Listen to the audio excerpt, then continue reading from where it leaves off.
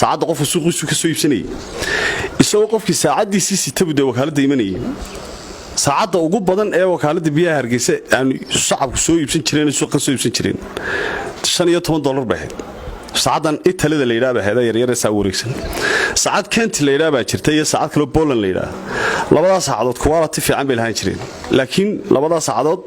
midna $60 bay ahaan jirtay midna konton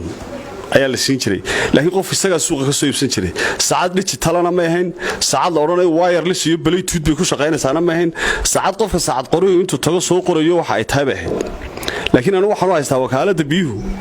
markii ka xishoon weyday reedka ay siiso 30,000 meel aliyaala meel sharci u soo martay aanay jirin markii ka xishoon weyday reedka ay siiso 14,500 halka mitir cube markii ka xishoon weyday biyo gelinta ay guriga seeskiisa iyo mitirkiisa ku xidhay 5 milyan qaadayso iyo qaarna ay yihiin $1,000 guriyaha fooqa marka intaas oo karaama dhaca ay ka xishoon weyday qofka shacabka waxay siday doonto ugu tumatay in maanta haddana ay ganacsadayaal shaar qabiil loo soo xiray kii wakaaladana looga dul xiray in lagu qaniimadeeyo oo intay suuqa kale yiraahdaan dadka maxaynu ku baaran karaa gobada u dambeysay shacabka dhiiga Hargeysa maxaynu kaga shuban karaa baan u arkaa waa gobadii u dambeysay gurigii xidhnaa ee laga xagaabaxay amba qof damba uga baxay ayaynu lacag ka qaadnayno bil kasta charge gareynay lacagtii markuu biyaha cabi jiray haafanaaf oo diidi waayay ummadan ayaan darrada ku dhacday la raray axba oranay gobadii u dambeysay dhiig ahaa in laga shubanayo walaalaan u arkaa mana qabayn wakaalada biyaha Hargeysiyadu saacadan ay leedahay waxa la qof manaxaana oo ganacsada ah oo shaar qabiil oo xaafadaysan xiran dabeetana wakaalada biyaha Hargeysa soo dhaxmaray oo ninka wakaalada biyaha Hargeysa shuraaka ku leeyahay oo sheer ku leeyahay in isagu uu kaasi qofka lagu naasnuujiyo wakaalada biyaha ee Hargeysa ee lagu magacaabay inay waxan iyadu keentay waraaqaha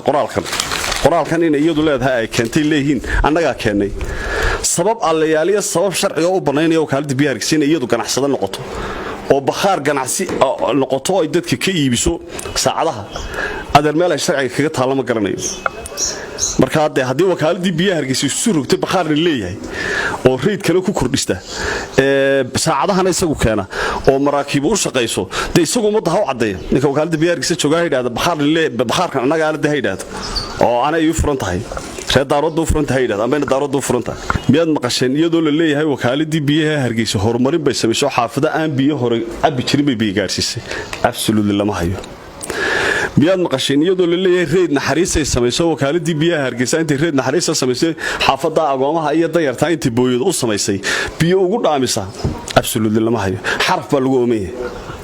waxa ugu daran daami oo iyaduna waxba sheegintay booyadii daami loogu tala galay ayaa xaafada gaar u dhaamiya madaxtooyada jamhuuriyadda Soomaaliland ee Hargeysa sootii qaranka maaha booyad baa u dhaamso xagga dambe ka soo gasho wax laga qarinaya kamarada waa ceebaha taagan lacagta inta lagana way soo gashaa marka aanu adeerintan ogahay wakaalada biyaha Hargeysa hadaan cid gaar dan gaar lagu naasnuujinayn sida adeer ma ahaateen